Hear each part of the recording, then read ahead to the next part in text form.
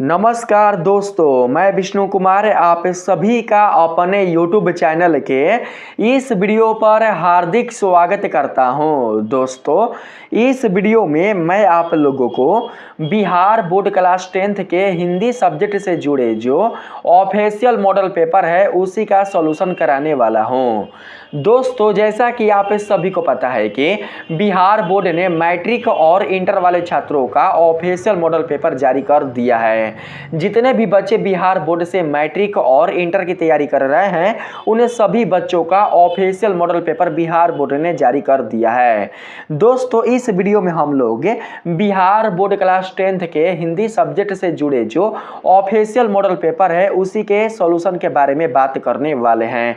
तो आइए बिना देर किए स्टार्ट करते हैं अपने आज के इस वीडियो क्लासेज को। दोस्तों, इस मॉडल पेपर में जो भी प्रश्न आप लोगों से पूछे गए हैं ये प्रश्न बहुत ही इजी है। यदि आप लोगों ने अच्छे से पढ़ाई किया होगा, यदि आप लोगों का पकड़ हिंदी में बहुत ही ज्यादा है तो आप लोग दोस्तों हर एक प्रश्न का सही सही जवाब दे सकते हैं।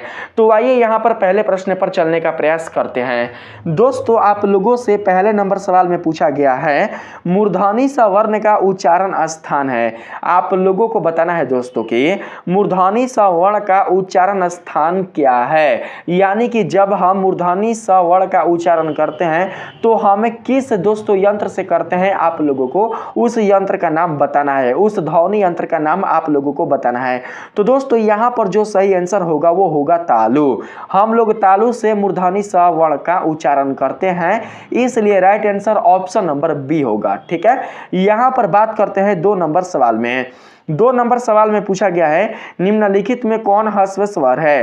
ह्रस्व कहने का मतलब मूल स्वर। मूल स्वर उसे कहा जाता है जिसमें दोस्तों बहुत ही बोलने में कम दोस्तों आप लोगों को उसमें देखिए मूल स्वर उसे कहा जाता है जिसमें मात्रा बहुत कम लगता है। ठीक है, जिसमें मात्रा बिल्कुल भी बड़ा नहीं लगता, बहुत ही कम मात्रा लगता है, उसी को मूल स्वर यानी कि ह्रस्व स्वर कहा जाता है। तो दोस्तों मूल स्वर कौन कौन है? मूल स्वर है अ, उसके बाद दोस्तों हर्ष ई, फिर उसके बाद हर्ष उ, फिर उसके बाद री, और उसके बाद दोस्तों आपका हो जाएगा लिरी। ये सब क्या है? ये सब आपके मूल स्वर हैं। तो मूल स्वर देखिए इसमें आप लोगों को दिखाई दे रहा है क्या दोस्तों? तो यहाँ पर दिखाई दे रहा है आ। तो हम लोग क्या करेंगे कि ऑप्शन नंबर ए को सिलेक्ट कर लेंगे, क्योंकि यहाँ पर दोस्तों मात्रा ज्यादा लग रहा है उच्चारण करने में, यहाँ पर भी मात्रा ज्यादा लग रहा है उच्चारण करने में, और यहाँ पर भी मात्रा ज्यादा लग रहा है उच्चारण करने में। जिस वर्ण को उच्चारण करने में अगर मात्रा कम लगता है तो दोस्तों उस वर्ण को कहा जाता है ह्रस्व यानी कि मूल स्वर। इसलिए 2 का राइट आंसर यहाँ पर ऑप्शन नंबर ए हो जाएगा। 3 नंबर सवाल में पूछा गया दोस्तों निम्नलिखित में कौन योजक चिन्ह है। योजक का मतलब होता है जोड़ने वाला।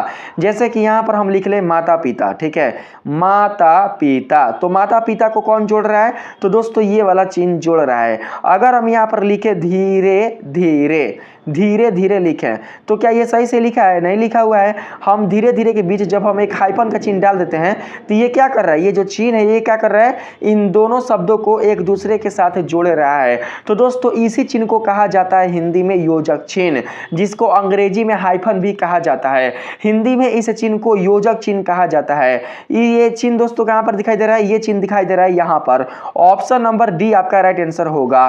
4 नंबर सवाल में पूछा गया है निम्नलिखित में शुद्ध शब्द कौन है। तालीम बिल्कुल भी शुद्ध शब्द नहीं है। विलीन, विलीन दोस्तों आपका शुद्ध शब्द है, क्योंकि विलीन को इसी तरीके से लिखा जाता है।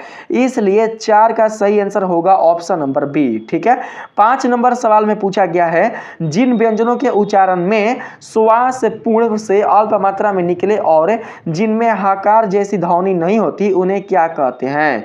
पूछा गया है प्रश्न में दोस्तों आप लोगों से जिन व्यंजनों के उच्चारण में श्वास यानी कि सांस पूर्व से अल्प मात्रा में निकले और जिनमें हकार जैसी ध्वनि नहीं होती उन्हें क्या कहते हैं। तो दोस्तों उन्हें कहा जाता है अल्प प्राण। क्या कहा जाता है? अल्प प्राण। इसलिए यहां पर right answer option number A होगा। 6 नंबर सवाल में कहा गया है जब एक ही ध्वनि का द्वित्व हो जाए तब वह क्या कहलाती है। जब एक ही ध्वनि का द्वित्व हो जाए, ठीक है, तब वो ध्वनि क्या कहलाती है? तो दोस्तों वो ध्वनि कहलाती है युग्मक ध्वनियां, युग्मक ध्वनि कहलाती है, इसलिए right answer option number B होगा। 7 नंबर सवाल में पूछा गया दोस्तों, महोत्सव शब्द का संधि विच्छेद है। जब आप लोग महोत्सव का विच्छेद कीजिएगा तो दोस्तों इसका विच्छेद होगा महाधन उत्सव, महाधन उत्सव होगा इसका विच्छेद। आप लोग देख लीजिए किसमें दोस्तों मैच कर रहा है, ऑप्शन नंबर दोस्तों डी में मैच कर रहा है, इसलिए यहां पर right answer option number D होगा। 8 नंबर सवाल में पूछा गया है, यस धन दा की संधि है। दोस्तों यस, ठीक है, यहां पर है यस और उसके बाद धन और उसके बाद है दा। ये तो सिंपल से समझ में आ रहा है कि जब हम इसको जोड़ देंगे तो बन जाएगा यशोदा। यहां पर यशोदा आप लोगों को दिखाई दे रहा होगा, यशोदा दोस्तों लिखाएगा इस तरीके से यशोदा, ठीक है, यशोदा इस तरीके से दिखाई देगा आप लोगों के सामने। देखिए यहां पर दिखाई दे रहा है ना, ऑप्शन नंबर डी आपका राइट आंसर होगा, क्योंकि यशोदा को इसी तरीके से लिखा जाता है। यहां पर 9 नंबर सवाल में पूछा गया है, पवन शब्द का संधि विच्छेद है। पवन शब्द का संधि विच्छेद क्या होता है? तो दोस्तों तोड़ देंगे, पवन को तोड़ेंगे तो हो जाएगा पो धन, हो जाएगा आन, ठीक है, पो धन आन हो जाएगा पवन। तो यहां पर राइट आंसर हो जाएगा ऑप्शन नंबर बी। 10 नंबर सवाल में चलते हैं। 10 नंबर सवाल में पूछा गया है, जहां वाक्य की गति अंतिम रूप ले ले, विचार के तार एकदम टूट जाए, वहां किस प्रकार, वहां किस विराम चिन्ह का प्रयोग होता है? आप लोगों को उस विराम चिन्ह का नाम बताना है।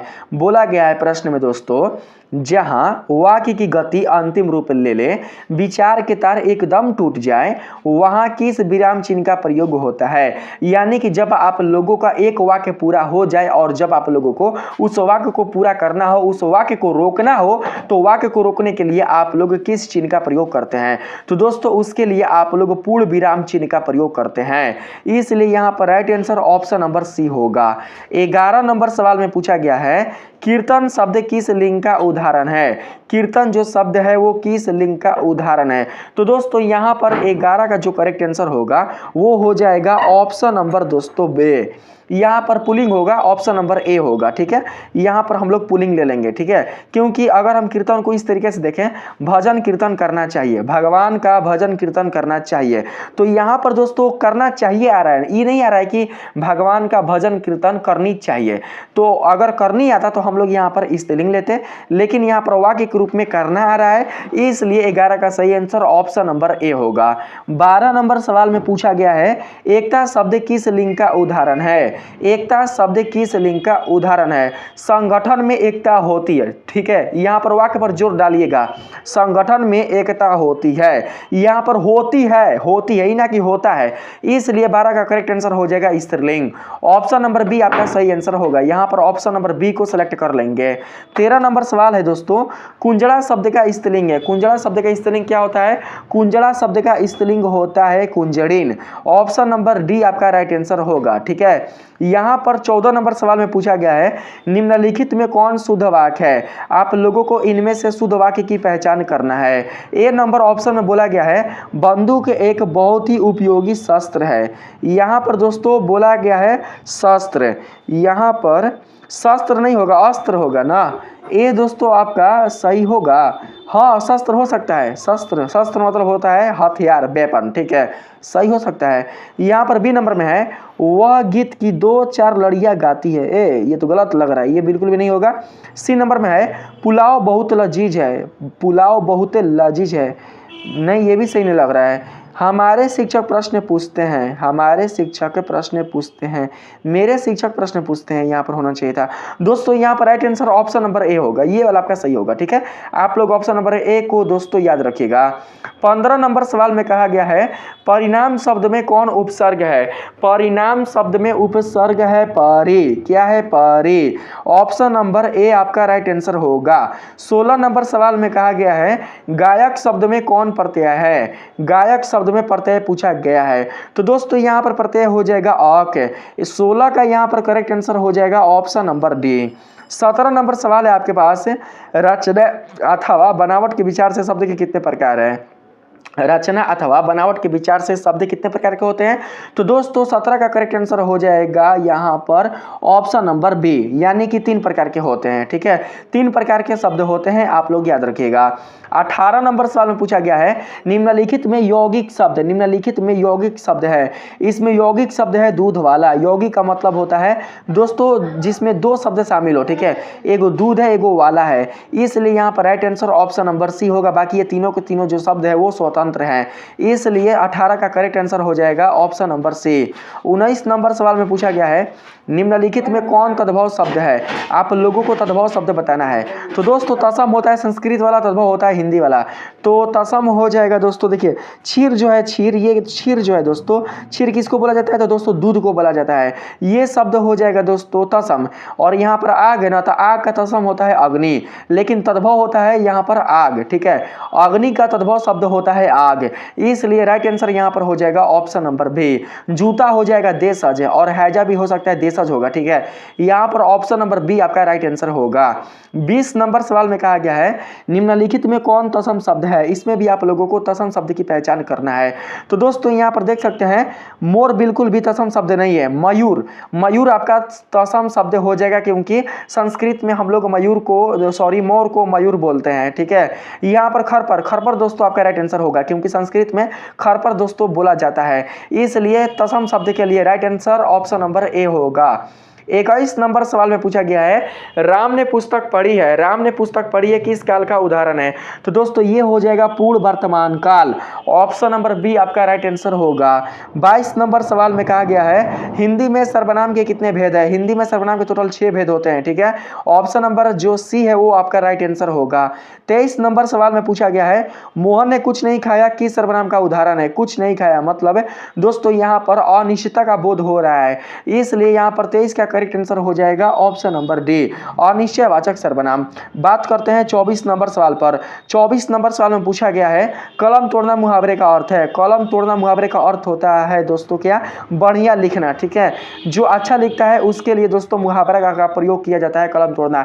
जो भी खूब लिखता है, जो अच्छा लिखता है, जो खूब मतलब पढ़ाई में मेहनत करता है, तो दोस्तों उसमें मुहावरे के रूप में बोला जाता है कि इसने कलम तोड़ दी। ठीक है, इसलिए कलम तोड़ना मुहावरे का अर्थ के लिए आ जाएगा बढ़िया लिखना, ऑप्शन नंबर बी आपका राइट आंसर होगा। यहां पर 25 नंबर सवाल में कहा गया है आंख के अंधे गांठ के पूरे लोकगीति का अर्थ है। आंख के अंधे गांठ के पूरे लोकगीति का अर्थ क्या है? तो दोस्तों मूर्ख धनवान। ठीक है, मूर्ख धनवान। यहां पर ऑप्शन नंबर डी आपका राइट आंसर होगा। 26 नंबर सवाल है आपके सामने निम्नलिखित में कौन अशुद्ध शब्द है? आप लोगों को इन चारों में से अशुद्ध शब्द की पहचान करना है। ठीक है, तो दोस्तों यहां पर देख सकते हैं जो यहाँ पर ऑप्शन नंबर सी है ना, यही अशुद्ध शब्द है, क्योंकि व्यवस्था राइट है, यहाँ पर समस्मरण भी राइट है, यहाँ पर मंगल ध्वनि भी राइट है। चिड़िया दोस्तों बिल्कुल भी ऐसे नहीं लिखाता है, चिड़िया दोस्तों लिखाता है कैसे? तो चिड़िया लिखाता है ऐसे, ऑप्शन नंबर सी आपका राइट आंसर होगा। ठीक है, यहाँ पर 27 नंबर सवाल है बिजली शब्द का प्रवाची शब्द है। बिजली शब्द का प्रवाची शब्द क्या होगा? तो दोस्तों दामिनी, बिजली को ही दामिनी कहा जाता है, इसलिए right answer option number A होगा। 28 नंबर सवाल में पूछा गया है पयोधर किसका प्रवाची है? पयोधर किसका प्रवाची शब्द होता है? तो दोस्तों जो पयोधर होता है वो बादल का प्रवाची शब्द होता है, इसलिए right answer option number D होगा। 29 नंबर सवाल में कहा गया है कुटिल शब्द का विलोम शब्द है। कुटिल शब्द का विलोम क्या होता है? तो दोस्तों कुटिल का होता है, जानते क्या? कुटिल का दोस्तों यहाँ पर पूछा है कुटिल शब्द का विलोम शब्द है। तो दोस्तों कुटिल शब्द का जो विलोम शब्द होगा वो हो जाएगा दोस्तों सरल। यहाँ पर ऑप्शन नंबर हम लोग बी ले लेंगे। कुटिल को कहा जाता है जटिल, जटिल का उल्टा सरल, ऑप्शन नंबर बी आपका सही आंसर होगा। ठीक है, यहाँ पर कठोर का भले उल्टा कोमल हो सकता है, लेकिन बिल्कुल भी दोस्तों यहाँ पर हम लोग राइट आंसर कोमल नहीं लेंगे। ठीक है, सरल होगा। यहाँ पर अगर हम बात करें 30 नंबर का, तो 30 नंबर सवाल में पूछा गया है संज्ञा या विशेषण के साथ क्रिया जोड़ने से जो संयुक्त क्रिया बनती है उसे क्या कहते हैं? तो क्रिया विशेषण, यहाँ पर दोस्तों क्रिया विशेषण का नाम बिल्कुल भी नहीं है, तो आप लोगों को दोस्तों ऑप्शन को अच्छे से समझकर दोस्तों यहाँ पर राइट आंसर बताना है।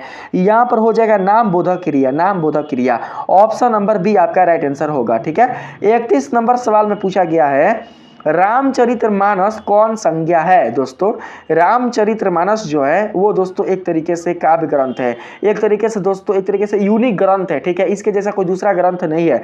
यानी कि दोस्तों यह एक तरीके से क्या कर रहा है, यह दोस्तों एक तरीके से खास ग्रंथ का नाम बता रहा है, जिसमें खास का बोध हो, जिसमें दोस्तों केवल एक का बोध हो, तो वहां पर हम लोग समझते हैं कि यह क्या है, यह एक प्रकार का व्यक्तिवाचक संज्ञा, ठीक है। यहाँ पर खास नाम का दोस्तों बोध किया जा रहा है, ठीक है, ना कि एक सामान्य नाम का बोध किया जा रहा है। अगर दोस्तों हम लोग कोई केवल यहाँ पर कोई एक सामान्य ग्रंथ का नाम लेते हैं, जैसे कि हम लोग यहाँ पर दोस्तों कोई भी एक सामान्य ग्रंथ अगर ले लेते हैं, तो वहां पर हम लोग दोस्तों यहाँ पर संज्ञा लेते कौन सा, तो जातिवाचक, लेकिन इसके लिए राइट आंसर हो जाएगा व्यक्तिवाचक संज्ञा।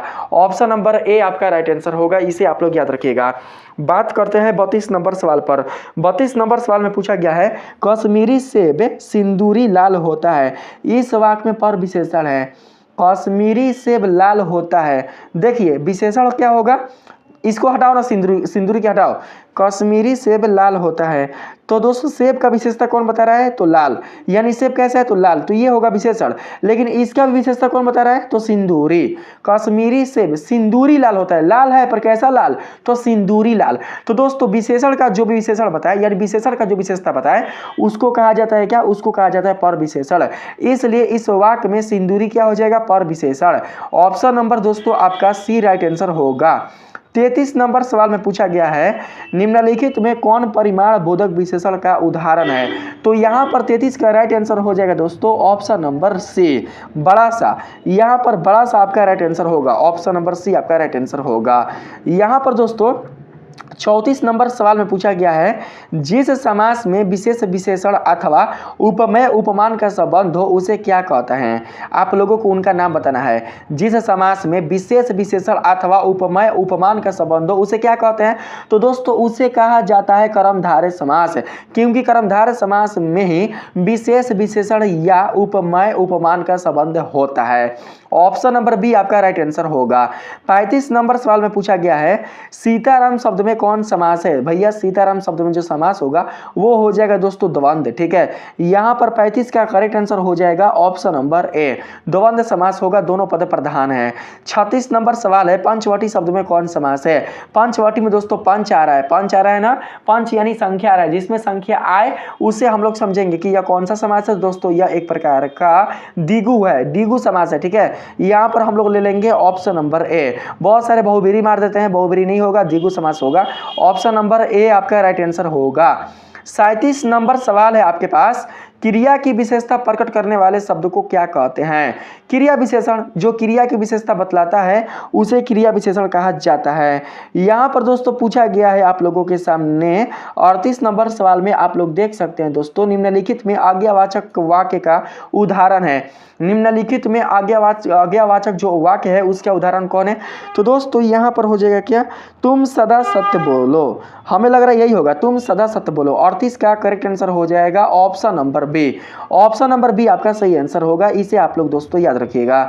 यहाँ पर 39 नंबर सवाल में पूछा गया है रचना की दृष्टि से वाक्य के कितने प्रकार हैं।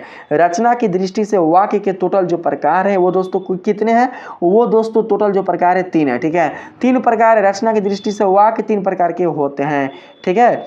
यहाँ पर 40 नंबर सवाल में पूछा गया है निम्नलिखित में कौन मिश्र वाक्य है। मिश्र वाक्य यहाँ पर पहला जो दोस्तों ऑप्शन है उसमें बोला गया है सिपाही को देखकर चोर भाग गया, ये तो एक ही वाक्य है। मैं बिछावन पर गया और सो गया, ये दोस्तों मैं बिछावन पर गया और सो गया, ये संयुक्त वाक्य है। यहाँ पर है यदि तुम जाओगे तो मैं जाऊंगा, ये दोस्तों हो जाएगा मिश्र वाक्य, ये हो जाएगा मिश्र वाक्य। उज्जवल पढ़ने के कारण प्रथम होता है, ये दोस्तों हो जाएगा सरल वाक्य। यहाँ पर ऑप्शन नंबर सी आपका राइट आंसर होगा, ठीक है। यहाँ पर 41 नंबर सवाल है रात और संध्या के बीच की बेला। इस वाक्य खंड के लिए एक शब्द है, रात और संध्या के बीच की बेला क्या कहलाती है जी, रात और संध्या के बीच की जो बेला है वो कहलाती है क्या, तो गोधली। ऑप्शन नंबर बी, वो ऑप्शन नंबर बी आपका राइट आंसर होगा, ठीक है। ऑप्शन नंबर बी को हम लोग याद रखेंगे। यहाँ पर 42 नंबर सवाल में पूछा गया है चिंता में रात भर जगना किस मुहावरे का अर्थ है। तारे गिनना, जो रात भर जगता है वो क्या करता है, तारा गिनता है, ठीक है, यानी चिंतित होता है, टेंशन में रहता है, ठीक है। यहाँ पर ऑप्शन नंबर डी आपका राइट आंसर होगा, ठीक है। 43 नंबर सवाल है, शेर के समान बलवान किस पदबंध का उदाहरण है? शेर के समान बलवान किस पदबंध का उदाहरण है? शेर के समान बलवान। तो दोस्तों यहाँ पर हमें लग रहा है कि सर्वनाम पदबंध होगा। ऑप्शन नंबर डी आपका राइट आंसर होगा। ठीक है, ऑप्शन नंबर डी आप लोग याद रखिएगा। 44 नंबर सवाल में पूछा गया है, निम्नलिखित में किसके साथ कर्ता के ने चिन्ह का प्रयोग नहीं होता है? तो दोस्तों भूलना के साथ है, देखिए नहाना, खांसना, चिकना, इन सभी के साथ कर्ता के साथ ने का प्रयोग होगा। ठीक है, जैसे कि सोहन ने नहा लिया, मोहन ने खांस लिया, या फिर मोहन ने खांसा। ठीक है, मोहन ने छीका। लेकिन आप लोग ऐसे बोलते हैं मोहन ने भूला, मोहन भूल गया, आप ऐसे बोलते हैं मोहन भूल गया। इसलिए यहाँ पर right answer option number D होगा। अब यहाँ पर ऐसे बोलो आप, मोहन छीक गया, मोहन नहा गया, मोहन खांस गया। अच्छा लग रहा है? नहीं लग रहा है, लेकिन यहाँ पर ये अच्छा लग रहा है, मोहन भूल गया। इसलिए दोस्तों इसमें ने बिल्कुल भी नहीं लगेगा। ऑप्शन नंबर डी आपका राइट आंसर होगा। 45 नंबर सवाल है, एक या अनेक का बोध कराने वाले शब्द को क्या कहते हैं? एक या अनेक का बोध कराने वाले शब्द को वचन कहते हैं। Option number A right answer होगा। 46 नंबर सवाल है, माँ ने बच्चों को खिलौने खरीदे। बच्चों नहीं, ये बच्चे हैं। माँ ने बच्चे को खिलौने खरीदे। यह वाक्य किस कारण का उदाहरण है? यह वाक्य किस कारक का उदाहरण है? दोस्तों एक बार फिर से मैं आप लोगों को प्रश्न अच्छे से पढ़कर बता दे रहा हूं। ठीक है, माँ ने बच्चे को खिलौने खरीदे, यह वाक्य किस कारक का उदाहरण है? आप लोगों को कारक का नाम बताना है। तो दोस्तों यहाँ पर 46 का जो सही आंसर होगा वो हो जाएगा ऑप्शन नंबर ए, संप्रादन कारक। ठीक है, खिलौने खरीदे किसके लिए? तो बच्चे के लिए। कर्ता ने कर्म को, करण से, संप्रादन को के लिए, बच्चे को या बच्चे के लिए। ठीक है, ऑप्शन नंबर ए आपका राइट आंसर होगा। 47 नंबर सवाल में दोस्तों जो आपका इसमें क्वेश्चन आया हुआ है वो आपकी किताब से आया है। 46 तक जितने भी दोस्तों यहाँ पर आपके प्रश्न पूछे गए थे आपके मॉडल पेपर में, वो पूछे गए थे व्याकरण से संबंधित। अब यहाँ पर दोस्तों जो प्रश्न आ चुका है वो आ चुका है किताब से संबंधित। यदि आप लोगों का किताब अच्छे से कंप्लीट होगा, यदि दोस्तों आपने अपने किताब में गद्य और पद को अच्छे से पढ़ा होगा, सेकंड जो हिंदी का बुक है उसका अध्ययन अच्छे से किया होगा, तो आप लोग अपने किताब से संबंधित कुल जितने सारे प्रश्न आपके मॉडल पेपर में पूछे गए हैं उसका जवाब सही सही दे सकते हैं। यहाँ पर दोस्तों पूछा गया है 47 नंबर सवाल में, आप लोग देख सकते हैं, भीमराव अंबेडकर के अनुसार पेशा परिवर्तन की अनुमति न देकर जाति प्रथा भारत में किसका एक प्रमुख व प्रत्यक्ष कारण बनी हुई है? तो दोस्तों बेरोजगारी का बनी हुई है। ठीक है, जो मानकर चलते हैं सोनार है, वो क्या कहता है, सोनार किसी का जात है, वो कहता है कि हम का लिट्टी चोखा बेचम ठेला पर, हम तो सोनार है, तो रह भूखे रह बेरोजगार।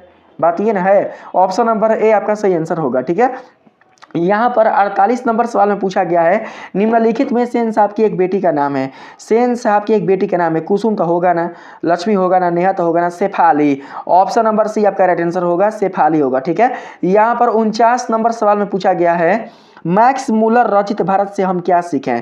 मैक्स मूलर द्वारा रचित जो दोस्तों जो निबंध है भारत से हम क्या सीखें, शीर्षक पाठ साहित्य की कौन सी विधा है? आप लोगों को विधा बताना है।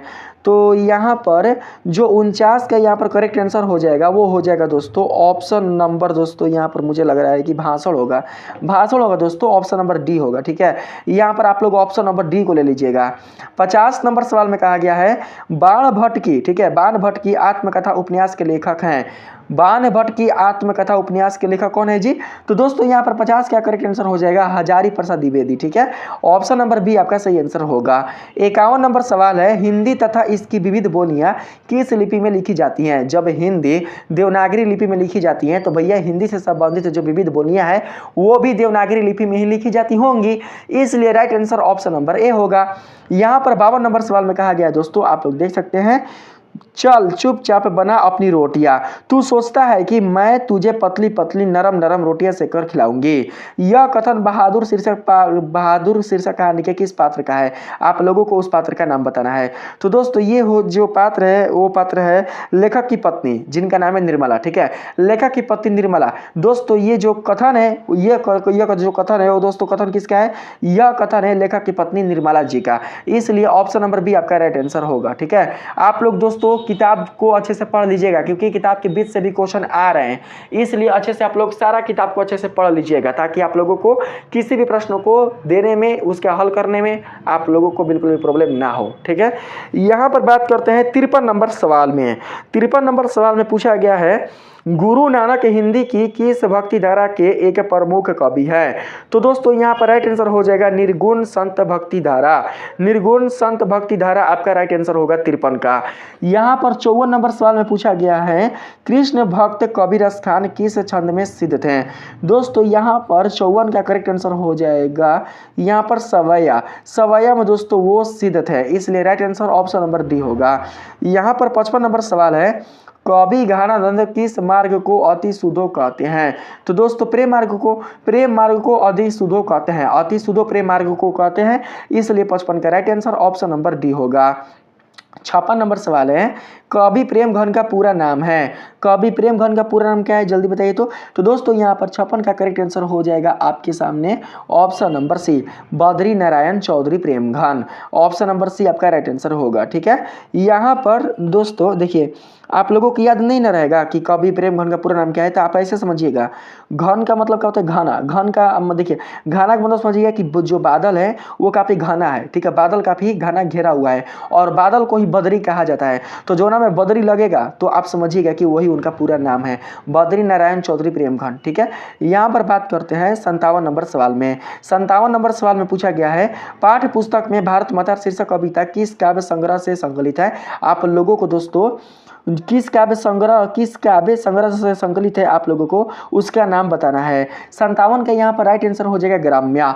ग्राम्या आपका सही आंसर होगा ऑप्शन नंबर बी। 58 नंबर सवाल है कवि रामधारी सिंह दिनकर की दृष्टि में आज के देवता कहाँ मिलेंगे? खेत खलिहानों में मिलेंगे, क्योंकि आज के देवता वही है, इसलिए right answer option number A है। दोस्तों आज के देवता कौन है? तो ऑप्शन नंबर ए वाला यानी कि किसान भाई है। ठीक है, खेत खलिहानों में मिलेंगे। 58 का correct answer option number A होगा। यहाँ पर बात करते हैं हम लोग दोस्तों 59 नंबर सवाल में। 59 नंबर सवाल में क्या पूछा गया है B.R. नारायण ने किस कहानी का अनुवाद किया है? दही वाली मंगमा का दोस्तों अनुवाद किया है। 60 नंबर सवाल में पूछा गया है मंगू को झूठा लाड लडाकर ही तुमने अधिक पागल बना दिया है। आदत डाली हो तो जानवरों को भी पखाना पेशाब कहाँ करना और कहाँ ना करना इसका ख्याल आ जाता है। यह कथन माँ शीर्षक कहानी के किस पात्र का है? आप लोगों को उस पात्र का नाम बताना है। 60 का यहाँ पर करेक्ट आंसर हो जाएगा माँ जी की बहू का। दोस्तों यहाँ पर सही आंसर ऑप्शन नंबर ए होगा। ठीक है, ऑप्शन नंबर ए आपका राइट आंसर होगा। यहाँ पर बात करते हैं 61 नंबर सवाल में। 61 नंबर दोस्तों सवाल में पूछा गया है टीले की ओर निकलते निकलते लक्ष्मी किसके इंतजार में कुछ पिछड़ गई? तो दोस्तों अच्युत के इंतजार में। किसके इंतजार में? अच्युत के। ऑप्शन नंबर ए आपका सही आंसर होगा। 62 नंबर सवाल में पूछा गया है बली अमाल के गांव का क्या नाम था? बली अमाल के गांव का जो नाम था वो था मुनांडी पिट्टी। यहाँ पर ऑप्शन नंबर डी आपका सही आंसर होगा। यहाँ पर दोस्तों पूछा गया है अगला सवाल 63 नंबर में। 63 नंबर में कहा गया है धरती कब तक घूमेगी शीर्षक कहानी में कैलाश की पत्नी का क्या नाम है? आप लोगों को कैलाश की पत्नी का नाम बताना है। तो दोस्तों उनके पत्नी का नाम था राधा।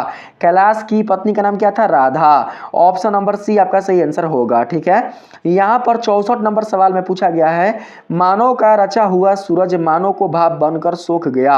यह पंक्ति किस शीर्षक कविता से ली गई है? Hiroshima. Option number B. Option number B आपका राइट आंसर होगा। 65 नंबर सवाल में पूछा गया यहाँ पर आत्मजयी प्रबंध काव्य के रचनाकार हैं। आत्मजयी प्रबंध काव्य के रचनाकार कौन है? तो दोस्तों यहाँ पर राइट आंसर होगा कुंवर नारायण। ऑप्शन नंबर ए आपका सही आंसर होगा। 66 नंबर सवाल में कहा गया है कवि रेनर मारिया रिल्के के अनुसार भगवान की कृपा दृष्टि कहाँ विश्राम करती थी? तो दोस्तों यहाँ पर हो जाएगा 66 का correct answer option number B चट्टानों की ठंडी गोद में। ऑप्शन नंबर बी आपका सही आंसर होगा। 67 नंबर सवाल है आपके पास दोस्तों कवि रेनर मारिया रिल्के के अनुसार किसके बिना भगवान भी एकाकी और निरुपाय हैं? तो दोस्तों भक्त के बिना। ऑप्शन नंबर सी आपका सही आंसर होगा। भक्त के बिना क्या है? एकाकी और निरुपाय हैं। 68 नंबर सवाल में यहाँ पर पूछा गया है आप लोग यहाँ पर देख सकते हैं समकालीन हिंदी कविता की कवयित्री अनामिका का जन्म कहाँ हुआ था? तो दोस्तों यहाँ पर 68 का करेक्ट आंसर हो जाएगा मुजफ्फरपुर जो कि बिहार में है। ऑप्शन नंबर ए आपका सही आंसर होगा। 69 नंबर सवाल में कहा गया है कवित्री अनामिका के अनुसार सृष्टि की विकास कथा के प्रथमाक्षर क्या है। 69 का यहाँ पर करेक्ट आंसर हो जाएगा पहली विफलता पर छलके आंसू। ऑप्शन नंबर सी आपका सही आंसर होगा। 70 नंबर सवाल है हमारी नींद शीर्षक कविता में धमाके से देवी जागरण कहाँ हुआ। तो दोस्तों यहाँ पर हो जाएगा 70 का करेक्ट आंसर गरीब बस्तियों में। ऑप्शन नंबर डी आपका सही आंसर होगा। 71 नंबर सवाल में कहा गया है कुलसुम की देसी घी वाली कचौड़ी को उस्ताद बिस्मिल्लाह खां कहते हैं, क्या कहते हैं जी। तो यहाँ पर दोस्तों सही आंसर हो जाएगा संगीतमय कचौड़ी, संगीतमय कचौड़ी कहते हैं। ऑप्शन नंबर सी आपका राइट आंसर होगा। 72 नंबर सवाल में कहा गया है मछली शीर्षक कहानी में कौन कहती थी कि जो मछली मर जाती है उसकी आंखों में झांकने से अपनी परछाई नहीं दिखती। तो दोस्तों ये कौन कहती थी। तो दोस्तों ये जो कहती थी वो कहती थी मौसी। ऑप्शन नंबर डी आपका राइट आंसर होगा। यहाँ पर बात करते हैं 73 नंबर सवाल में हिंदी कविता में प्रयोगवाद का सूत्रपात किसने किया। हिंदी कविता में प्रयोगवाद का सूत्रपात किसने किया। तो दोस्तों सच्चिदानंद हीरानंद वत्स्यन अज्ञान ने। ऑप्शन नंबर डी आपका राइट आंसर होगा। 74 नंबर सवाल है आपके सामने दोस्तों निम्नलिखित में कौन शीर्षक कविता पर्यावरण मनुष्य और यहाँ पर दिया गया है सभ्यता के विनाश की अंतर्व्यवस्था को अभिव्यक्त करती है। तो दोस्तों यहाँ पर हो जाएगा 74 का correct answer option number C एक वृक्ष की हत्या। एक वृक्ष की हत्या आपका राइट आंसर होगा। 75 नंबर सवाल है मंगमा किसके मन को बस में करने का 3-4 गुण माँ जी को बताती है। तो दोस्तों यहाँ पर 75 का करेक्ट आंसर हो जाएगा बहू के। मंगमा किसके मन को बस में करने का 3-4 गुण माँ जी को बताती है, किसके मन को। तो दोस्तों पति को ना, बहुत थोड़ी ना होगा, पति को बस में करने का, ठीक है, ताकि पति क्या है वो बस में रहे। ऑप्शन नंबर बी दोस्तों आपका राइट आंसर होगा। यहाँ पर 76 नंबर सवाल में पूछा गया है सीता अपने 2-4 पूर्व पल्लों की गठरी बांध अंधेरे में कहाँ से निकल गई। ठीक है, यहाँ पर पूछा गया है सीता अपने 2-4 पल्लू नहीं है, सीता अपने 2-4 पूर्व पल्लों की गठरी बांध अंधेरे में कहां से निकल गई। तो दोस्तों यहां पर आपका राइट आंसर हो जाएगा ऑप्शन नंबर डी घर से निकल गई। ठीक है, यहां पर 77 नंबर सवाल में पूछा गया है निराला की साहित्य साधना पुस्तक के लेखक हैं। निराला की साहित्य साधना पुस्तक के लेखक कौन है। तो दोस्तों 77 का यहाँ पर करेक्ट आंसर हो जाएगा सात कोड़ी होता। सात कोड़ी होता नहीं होगा यहाँ पर दोस्तों, सात कोड़ी होता तो है भी ना किया है, सात कोड़ी होता दोस्तों इसमें है ना। 77 का यहाँ पर दोस्तों राइट आंसर हो जाएगा Ramvilas Sharma. Option number C आपका राइट आंसर होगा रामविलास शर्मा। ठीक है, यहाँ पर 78 नंबर सवाल में है निम्नलिखित में कौन उड़िया के एक प्रमुख कथाकार हैं। तो सात कड़ी होता है, इसमें दोस्तों ये राइट आंसर होगा। ठीक है, 79 नंबर सवाल में पूछा गया है कवि जीवनानंद दास यदि अगले जन्म में हंस बनेंगे तो वह हंस किसका होगा। वह हंस किसका होगा दोस्तों। तो यहाँ पर 79 का आपका राइट आंसर हो जाएगा किसी किशोरी का। Option number A right answer होगा। 80 नंबर सवाल है आपके सामने दोस्तों महात्मा गांधी की दृष्टि में सबसे उदात्त और बढ़िया शिक्षा कौन है जो बच्चों को, यहाँ पर मेरा फोन दोस्तों टूटा हुआ है, कौन है या क्या है, बात एक है जो बच्चों को मिलने वाली साधारण अक्षर ज्ञान की शिक्षा के बाद नहीं पहले होनी चाहिए। तो दोस्तों यहाँ पर 80 का करेक्ट आंसर हो जाएगा ऑप्शन नंबर डी अहिंसक प्रतिरोध की शिक्षा। ऑप्शन नंबर डी आपका राइट आंसर होगा। 81 नंबर सवाल में कहा गया है अंतर्राष्ट्रीय स्तर पर महात्मा गांधी के जन्म दिवस को किस रूप में मनाया जाता है। तो दोस्तों यहाँ पर राइट आंसर हो जाएगा 81 का ऑप्शन नंबर दोस्तों डी अहिंसक दिवस के रूप में, यानी कि अहिंसा दिवस के रूप में। ऑप्शन नंबर डी आपका राइट आंसर होगा। 82 नंबर सवाल में कहा गया है दोस्तों आवन्यो शीर्षक पाठ के अनुसार एक कविता पंक्ति है, यहाँ पर बोला गया है दोस्तों कैसी तुम नदी हो। उत्तर हो सकता है, उत्तर क्या हो सकता है बताइए। तो अवनियों शीर्षक पाठ के अनुसार एक कविता पंक्ति है कैसी तुम नदी हो, उत्तर हो सकता है, उत्तर क्या होगा इसका। तो दोस्तों इसका जो राइट उत्तर होगा वो हो जाएगा जैसी तुम कविता हो। ऑप्शन नंबर बी सही आंसर होगा। 83 का यहाँ पर दोस्तों पूछा गया है क्वेश्चन में बिरजू महाराज अपना सबसे बड़ा जज किसको मानते थे। तो दोस्तों बिरजू महाराज अपना सबसे बड़ा जो जज है वो मानते थे अपनी अम्मा को। ऑप्शन नंबर ए सही आंसर होगा। 84 नंबर सवाल में कहा गया है ढाते विश्वास शीर्षक कहानी में लक्ष्मी किसका रुख देखकर संचकित हो उठे। तो दोस्तों यहाँ पर सही आंसर हो जाएगा 84 का ऑप्शन नंबर दोस्तों ए गुणनिधि का रूप देखकर। ठीक है, यहाँ पर 85 नंबर सवाल है चारों ओर खड़े डॉक्टरों ने बारी बारी से आकर किसकी सहायता पपाती की आंखों के भीतरी भाग का परीक्षण किया। यहाँ पर दोस्तों से छूट गया है, चारों ओर खड़े डॉक्टरों ने बारी बारी से आकर किसकी सहायता से पपाती की आंखों के भीतरी आग का परीक्षण किया। तो दोस्तों यहाँ पर 85 का जो करेक्ट आंसर होगा वो हो जाएगा ऑप्शन नंबर बी, यहाँ पर ऑफ्थल्मोस्कोप की, ऑप्शन नंबर बी सही आंसर होगा। ठीक है, ऑफ्थल्मोस्कोप की। यहाँ पर 86 नंबर सवाल में पूछा गया है भक्त कवि गुरु नानक के पद किस भाषा में रचित हैं। दोस्तों किस भाषा में रचित है, तो दोस्तों यहाँ पर सही आंसर हो जाएगा आपका ऑप्शन नंबर डी, पंजाबी मिश्रित ब्रज भाषा में। ठीक है, यहाँ पर 87 नंबर सवाल है 252 वैश्वन की प्रथा के अनुसार कबीर खान को किसने पुष्टि मार्ग में दीक्षा दे। दोस्तों यहाँ पर 87 का आपका राइट आंसर हो जाएगा option number D.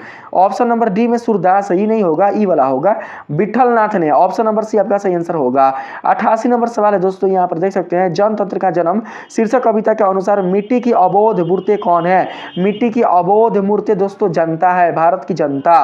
Option number A right answer होगा। 89 नंबर सवाल है दोस्तों परंपरा का मूल्यांकन शीर्षक निबंध के अनुसार साहित्य में मनुष्य की कैसी भावनाएं प्रतिफलित होकर उसे प्राणी मात्र से जोड़ती है। तो दोस्तों यहाँ पर 89 का करेक्ट आंसर हो जाएगा आदिम भावनाएं। ऑप्शन नंबर सी सही आंसर होगा। यहाँ पर 90 नंबर सवाल में कहा गया है दोस्तों गुणाकर मूले के अनुसार किस नाटक ग्रंथ से पाटलिपुत्र को नगर कहने की जानकारी मिलती है। तो दोस्तों यहाँ पर 90 का आपका राइट आंसर हो जाएगा ऑप्शन नंबर डी, पाद तड़ितकम से। ठीक है, यहाँ पर दोस्तों हो जाएगा यहाँ पर पाद ताड़ितकम से। ऑप्शन नंबर डी आपका राइट आंसर होगा। यहाँ पर पूछा गया 91 नंबर सवाल में बूढ़ा चौकीदार वृक्ष जब दूर से ही ललकारता कौन तब कवि क्या जवाब देता है। बताइए तो कवि जो जवाब देता है वो जवाब में क्या देता है, जवाब में देता है दोस्त। Option number A right answer होगा 91 का। 92 नंबर सवाल में पूछा गया यहाँ पर अक्षर ज्ञान शीर्षक कविता में बेटा अंग के ड को क्या समझता है।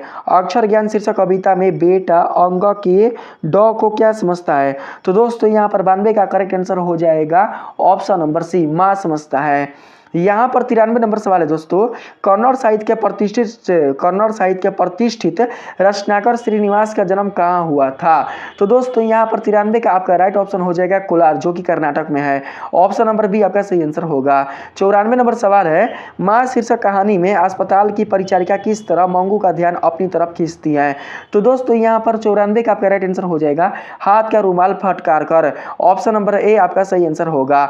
95 नंबर सवाल में कहा गया है बिरजू महाराज की शिष्या रश्मि वाजपेयी रंगकर्म की किस पत्रिका की संपादक है। तो दोस्तों यहाँ पर 95 का आपका सही आंसर होगा नटरंग का, यानी कि नटरंग दोस्तों आपका राइट आंसर होगा। नटरंग पत्रिका की संपादक है। ऑप्शन नंबर डी सही आंसर होगा।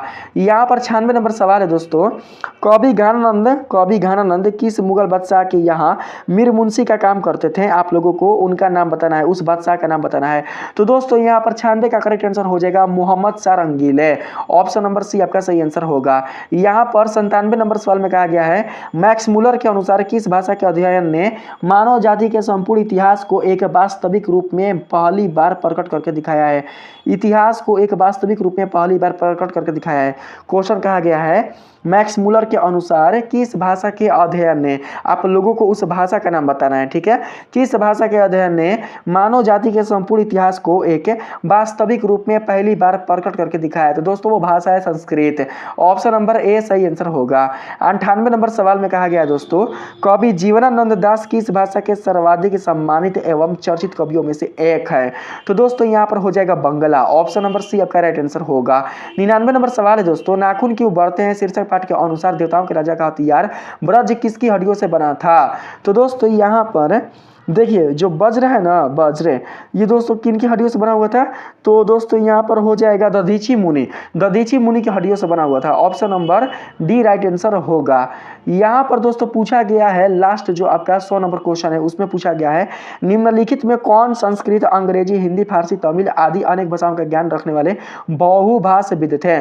तो दोस्तों उनका नाम क्या है, उनका नाम है सच्चिदानंद हीरानंद वात्सेन आ गया है। ऑप्शन नंबर ए आपका सही आंसर होगा। तो दोस्तों इस वीडियो में आप लोगों के क्वेश्चन पेपर से संबंधित, आप लोगों के हिंदी के ऑफिशियल मॉडल पेपर से संबंधित कुल जितने सारे आपके ऑब्जेक्टिव प्रश्न थे उनका सही आंसर बता दिया है।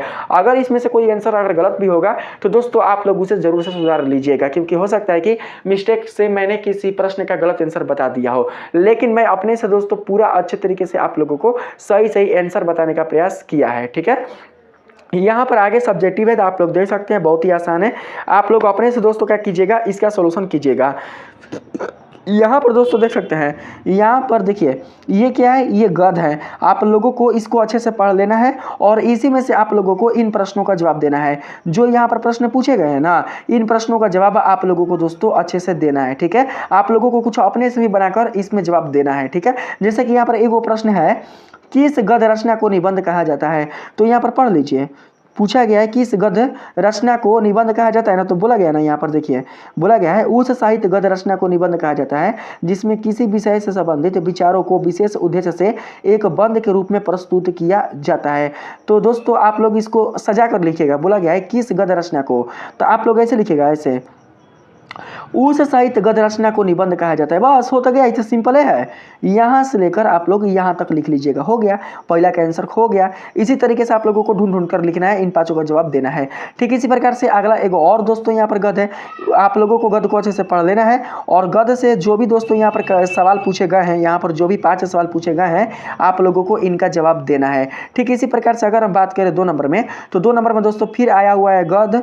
यहाँ पर देख सकते हैं, बोला गया है एक गद्यांश को पढ़कर, ठीक है, निम्नलिखित गद्यांशों में से किसी एक गद्यांश को, दोस्तों इसमें 2 ठो गद्यांश है क्या, हाँ 2 ठो है ना, एगो क है एगो ख है, तो आप लोगों को इन दोनों में से किसी एक का ही जवाब देना है। ठीक इसी प्रकार से 2 नंबर में आप लोगों को, 2 नंबर में दोस्तों आप लोगों को दोनों में से किसी एक का जवाब देना है। ठीक है, इसमें 2 ठो गंध है, गंध नहीं जी गद है, ठीक है, 2 ठो गद्यांश है। आप लोगों को 2 गद्यांशों में से किसी एक गद्यांश का दोस्तों, जो उनसे प्रश्न पूछे गए, गद्यांश से जो भी प्रश्न पूछे गए हैं उनका आप लोगों को जवाब देना है। ठीक है, आप लोग अपने से दोस्तों कर लीजिएगा। यहाँ पर अगर हम चले नीचे 3 नंबर में, तो दोस्तों 3 नंबर में आप लोग देख सकते हैं, बोला गया है निम्नलिखित में से किसी एक विषय पर दिए गए संकेत बिंदु के आधार पर लगभग 250 से 300 शब्दों में निबंध लिखें। मेरे प्रिय क्रिकेट, यानी मेरे प्रिय खेल क्रिकेट, आप लोग इस पर भी निबंध लिख सकते हैं। अगर आप लोगों को दोस्तों क्रिकेट में बहुत ज़्यादा जानकारी है, क्रिकेट के बारे में बहुत ज़्यादा जानते हैं, तो आप लोग इस पर निबंध लिख सकते हैं। अगर आप लोगों का पकड़ प्रदूषण की समस्या पर है, तो आप लोग इस पर भी निबंध लिख सकते हैं। अगर आप लोगों को आदर्श विद्यार्थी पर दोस्तों निबंध लिखने आता है, तो आप लोग इस पर भी निबंध लिख सकते हैं। सारा निबंध मैंने अपने चैनल पर पढ़ा दिया है, आप लोग जाकर दोस्तों विजिट कर सकते हैं, आप लोग देख सकते हैं। ठीक है, ये दोस्तों हो गया। बाल श्रम पर भी आप लोग निबंध लिख सकते हैं, होली पर भी निबंध लिख सकते हैं। जो भी दोस्तों आप लोगों को अच्छा लगेगा इनमें से, उस पर आप लोग निबंध लिख दीजिएगा, इन सभी में से। ठीक है, जितने सारे निबंध हैं उनमें से आप लोगों को किसी एक पर ही निबंध लिखना है। आगे बात करते हैं 4 नंबर में। इसमें पूछा गया है वार्षिक परीक्षा में प्रथम आने पर अपने मित्र को बधाई देते हुए पत्र लिखिए, अथवा 2 छात्रों के बीच परीक्षा में आए कठिन प्रश्नों को लेकर हुई बातचीत को संवाद के रूप में लिखिए। इन दोनों में से किसी एक का जवाब आप लोगों को देना है। आप लोग दोस्तों इन दोनों प्रश्नों का आंसर अच्छे से देख लीजिएगा। ठीक है, आप लोग अपने से दोस्तों प्रैक्टिस कर लेना। ठीक है, यहाँ पर 5 नंबर में दोस्तों आप लोगों की किताब से प्रश्न पूछे गए हैं। आप लोगों ने अच्छे से किताब पढ़ा होगा, तो दोस्तों आप लोग क्या कर सकते हैं कि इन प्रश्नों का जवाब अच्छे से दे सकते हैं। टोटल प्रश्न है 10 गो, देख सकते हैं यहाँ पर 10 ठो टोटल प्रश्न है, 10 ठो, जिनमें से आप लोगों को 5 प्रश्नों का ही सही जवाब देना है। यहाँ पर 6 नंबर सवाल में दोस्तों आप लोगों से पूछा गया है क्या, निम्नलिखित प्रश्नों में से किसी एक प्रश्न का उत्तर दें। यहाँ पर 2 ठो प्रश्न है, जिनमें से आप लोगों को किसी एक प्रश्न का ही उत्तर देना है। उसके बाद दोस्तों आपका पूरा का पूरा हिंदी का जो मॉडल पेपर होगा या फिर जो ओरिजिनल पेपर होगा वो खत्म हो जाएगा। ओरिजिनल पेपर में भी प्रश्न सेम टू सेम ऐसा ही रहेंगे। दोस्तों अगर वीडियो अच्छा लगा हो तो वीडियो को एक लाइक जरूर से कीजिएगा। अगर आप लोग चैनल पर नए हो तो चैनल को सब्सक्राइब करना बिल्कुल भी नहीं भूलिएगा। मिलता है फिर से एक नए वीडियो के साथ, तब तक के लिए धन्यवाद।